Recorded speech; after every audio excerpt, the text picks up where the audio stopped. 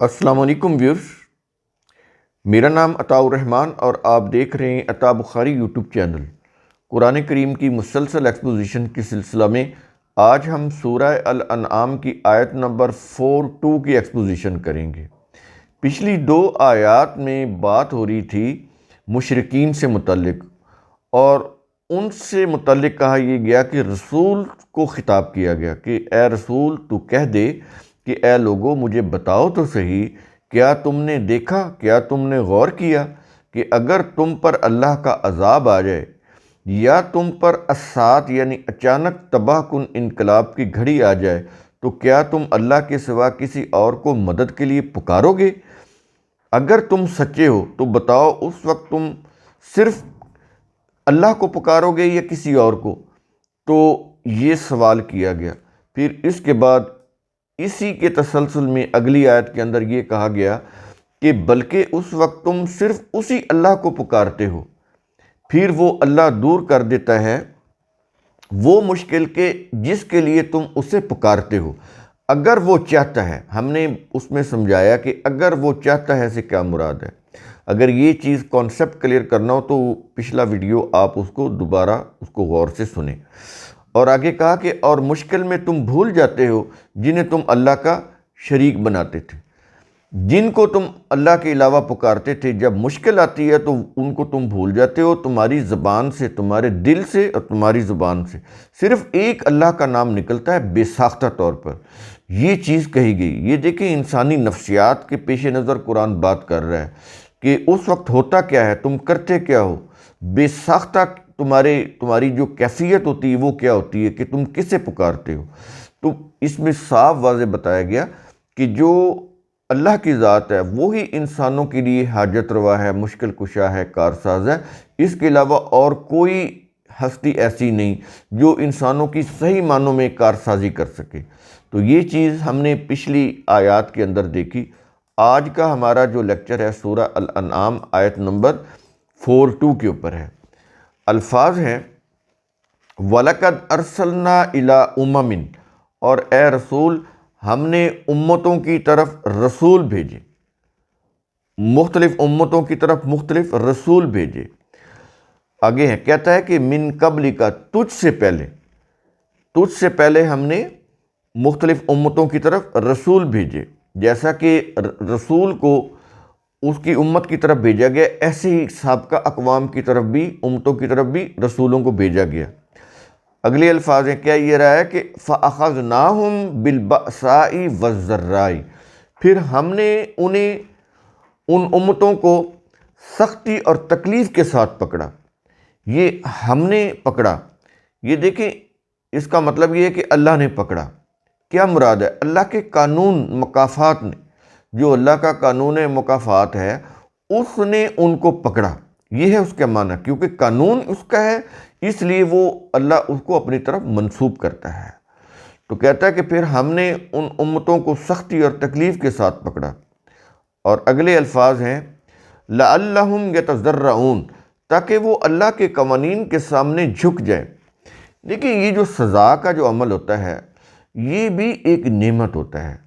اگر سزا کا عمل نہ ہو تو پھر انسان جو ہیں وہ غلط روش کے اوپر چلتے چلے جائیں، کوئی رکاوٹ سامنے نہ آئے تو وہ پھر باز ہی نہیں آئیں گے، وہ چلتے چلے جائیں گے اس روش کے اوپر۔ سزا کا یہ فائدہ ہوتا ہے کہ جب انسان غلط روش کے اوپر ہوتا ہے، جب اس کو سزا ملتی ہے تو بقیہ زندگی اس کے لیے وہ بہتر ثابت ہوتی ہے کہ انسان کو اپنی غلطیاں جو ہیں ان کو دور کرنے کا موقع مل جاتا ہے، اس کو اپنے فالٹ، اپنے جرائم، اس کا احساس ہو جاتا ہے کہ یہ چیزیں دوبارہ نہیں کرنی، ان کو رپیٹ نہیں کرنا۔ تو سزا کا یہ فائدہ ہوتا ہے۔ یہاں پر اس چیز کی بات کی جا رہی ہے کہ تاکہ وہ اللہ کے قوانین کے سامنے جھک جائیں، یعنی وہ اللہ کے قوانین کو فالو کرنے لگ جائیں اور اپنی زندگی کو بہتر بنا لیں۔ تو غلط کام کے نتیجہ میں شروع کی جو مصیبت اور تکلیف وہ ابتدائی تنذیر یعنی وارننگ ہوتی ہے۔ شروع میں یہ وارننگ ہوتی ہے، اس کو دی جاتی ہے۔ ہم نے پہلے بھی آپ کو یہ بات بتائی کہ انسان جب بھی کوئی غلط کام کرتا ہے، کوئی جرم کا ارتکاب کرتا ہے، تو کرتے ہی اس کے اوپر تباہی نہیں آ جاتی، اس میں ایک مہلت کا وقفہ ہوتا ہے کہ اگر وہ انسان اس غلط کام کو چھوڑ دے، چھوڑنے کے بعد صحیح روش کی طرف آ جائے، تو اس کی جو وہ غلطی ہے وہ پھر بے اثر ہو جاتی ہے، کیونکہ صحیح کام کا وزن جو ہے وہ اتنا بڑھ جاتا ہے کہ اس کی غلطی جو ہے اس کا وزن کم پڑ جاتا ہے۔ تو یہ چیز شروع کے اندر ہوتی ہے جس میں مہلت کا وقفہ ہوتا ہے، تو اس میں تو پھر یہ ہوتا ہے کہ انسان کو جیسے ہی احساس ہو فوراً اپنی غلط روش کو چھوڑ دینا چاہیے، اس کے اوپر مصر نہیں رہنا چاہیے۔ جیسے ہی کوئی غلط کام کیا، کوئی اس کے اوپر کوئی چھوٹی موٹ تکلیف آ گئی، کوئی اس کے اوپر کوئی پریشانی آ گئی، تو انسان کو فوراً رک کر سمجھنا چاہیے کہ یہ میرے غلط عمل کا نتیجہ ہے، تو مجھے یہ غلط عمل چھوڑ دینا چاہیے۔ یہ چیز ہوتی ہے وارننگ، قرآن اس کو تنذیر بولتا ہے۔ تو کہتا ہے کہ ابتدائی طور پر تو وہ تنذیر ہوتی ہے اس کو کہ سمجھ جاؤ، سنبھل جاؤ، اپنے آپ کو بہتر کر لو، کیونکہ ابھی مہلت کا وقفہ ہے، اس کے اندر اپنے آپ کو ٹھیک کر لیں۔ یہاں پر یہ بھی چیز سمجھ لیں کہ مہلت کا وقفہ زندگی کے اندر ہے، قیامت میں نہیں ہے۔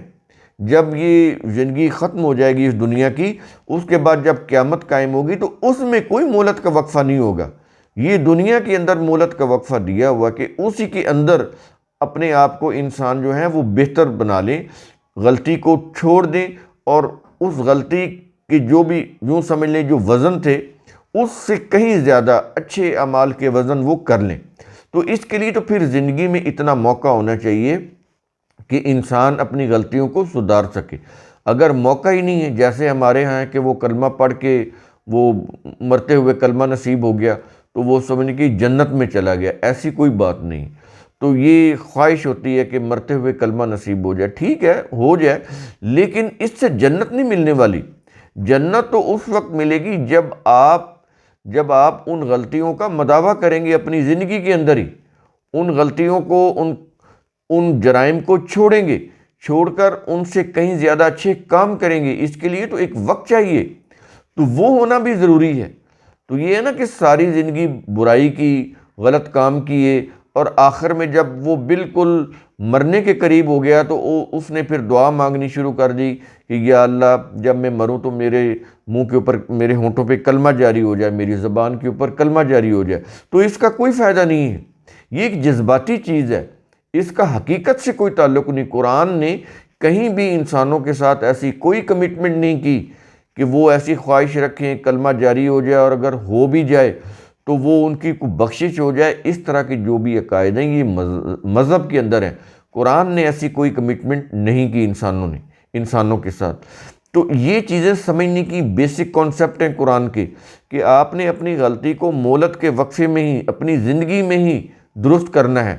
پہلے تو اس غلطی کو چھوڑنا ہے، پھر اس سے کہیں زیادہ اچھا کام کرنا ہے، تو پھر وہ اس کا اثر جو ہے وہ زائل ہو جائے گا، جو بھی اس کا تباہی کا جو اثر ہے وہ زائل ہو جائے گا۔ لیکن اگر چھوڑیں گے نہیں، صرف منہ سے ہی کوئی ورد وظائف کرتے رہیں گے، اللہ کو پکارتے رہیں گے، کوئی فائدہ نہیں ہوگا۔ غلطی کو پہلے چھوڑنا ہوگا، غلطی کو چھوڑ کر صحیح چیز کو اڈاپٹ کرنا ہوگا، صحیح راستے کو اختیار کرنا ہوگا، پھر اس کے اوپر چلنا ہوگا تاکہ منزل تک پہنچ جائے۔ یہ چیزیں کرنی ہوگی۔ تو کہہ یہ رہا ہے کہ اے رسول، تجھ سے پہلے امتوں کی طرف رسول آئے تو ہم نے ان کو سختی اور تکلیف کے ساتھ پکڑا، یعنی ہمارا جو قانون مکافات ہے اس نے ان کو سختی اور تکلیف کے ساتھ پکڑا۔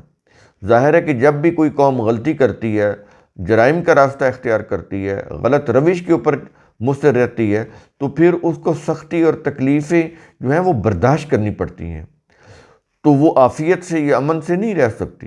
تو اس طرح اللہ کا قانون مکافات جو ہے وہ ان لوگوں کو پکڑتا ہے۔